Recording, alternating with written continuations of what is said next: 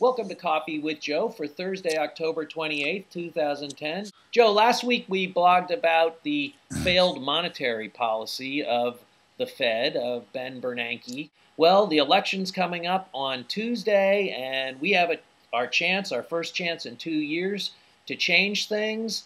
There's a tidal wave, maybe, of sentiment in this country around the Tea Party that's reacting to a lot of different things. And I know Obama is scared of losing support in the House and Senate and has been campaigning like crazy for Democrats. In fact, last night he was on Jon Stewart defending himself and making his pitch for staying the course. Did you hear anything new last night on the Jon Stewart show? No, Pete. No, I mean, really, it was more of the same. That basically, and Jon Stewart, when he pushed him on, okay, what's the problem here? What can we expect? Obama's thing was, give us time, give us time. And whereas it really represented, Pete, an opportunity for him to come right out and say, well, this is how we see things now. If you listen to the new chair of economic advisors, because Stewart did get on him about Larry Summers, and Goolsby's out there. He's saying the same thing. Things would be worse if the Republicans were in, or things would be worse if we hadn't done the stimulus, if we hadn't done the bailout, if we hadn't done all this stuff. Things would be worse. Things would be worse. Things could always be worse, If we hadn't kicked the can down the road, we'd be dealing with the can right now, right? Exactly. And that's too much of what politics is all about, Pete. It's really, frustrating. When FDR, had the financial crisis of 29, as we were heading into the Great Depression, at least he had the Pecora Commission, and at least that gave them the basis for proposing a whole host of solutions. Not all of them, got in, but a lot of them did, and the ones that did served the country well for a long time, Pete.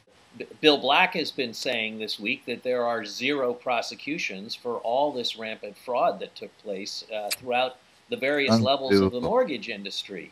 So where is the Attorney General's office in terms of even prosecuting the regulations that we have in place? Frustration. So one example of the frustration that's a political force in this election coming up, Joe, is the Tea Party movement. Now, there's an ugly racist component. People are wondering whether Obama is a Muslim, and there's distraction about his birth certificate still, of course. But I sort of feel like, Joe, if the economy was on a sound footing right now, if the debt was not skyrocketing and people weren't scared of their taxes going through the roof, I don't think this Tea Party would really have any legs. I don't think those other issues would have much power.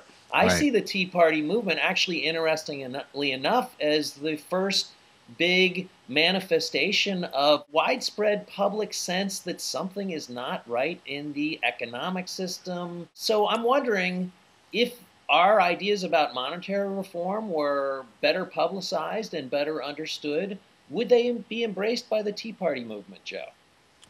Because the power behind the Tea Party is really corporate, no. There wouldn't be any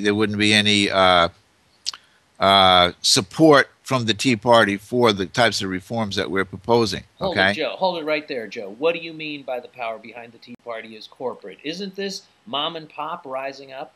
It is mom and pop rising up, but you see, mom and pop rising up, they need organization, and they need funding. In order to have the organization, they need funding, and that funding is coming from corporate, and that that's all been very well stated. But that doesn't negate the validity of the frustration, Pete. Okay, the frustration is real. It's just being channeled to be anti-government. They want the government to be, quote, as small as possible, but to me, what they really mean is appropriately sized. None of them really want to give up their Medicare, Pete. You can't blame them for that. We all deserve health care. You're not going to get it in the private sector, guaranteed. Okay, so what do they really want? They really want a well-functioning government that has the taxes as low as is necessary, and that's where monetary reform comes in. Because if the government wasn't borrowing the $300 billion, the $500 billion, the trillion, Pete, I'm sorry, but the trillion, if they weren't borrowing that trillion and having to pay it back and collect that interest from the taxpayers, the taxpayers would be that much better off. But very few people out there that really understand how the money system works relative to the functioning of the national economy. And that's a great big part of the problem. And nobody's willing to explain it. Like, why isn't Austin Goolsbee going on and explaining about the national economy instead of explaining about how, well, you know, things could have really been worse if it wasn't for us. And until people understand that part of it, Pete, it's going to be very difficult to get around to accepting monetary reform, in spite of the fact that Milton Friedman, you know, Mr. Free Enterprise, you know, completely 100%, Pete, backed the proposals that we're putting forward, the American Monetary Act, because he could see that in order to really have free enterprise, and that is to say not manipulable by, you know, the large players, the creators and destroyers of economies, you need to have a level playing field. And that level playing field can only come about by having a monetary system that provides money for the economy, which is what it's supposed to do. So, you know, we have Obama doing nothing. We have the Tea Party people being frustrated. We have a promise of more of the same, and we have basically, you know, an uneducated and uninformed, you know, and very frustrated populace right now. And defending the Democrats of the two-party system is becoming more and more difficult. If you watched Jon Stewart last night, you know, it should be obvious.